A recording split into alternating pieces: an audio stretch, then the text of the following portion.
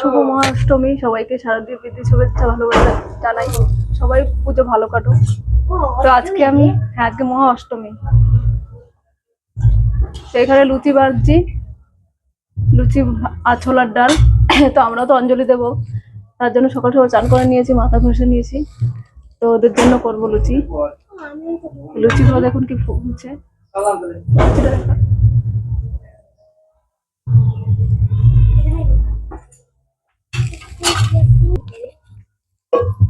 ছোলার ডাল আর লুচি এই দিয়ে খাওয়া হলে তো রান্না হয়ে গেছে, লুচি বানিয়েছি, লুচি আর ছোলার ডাল ওরা খেয়েছে।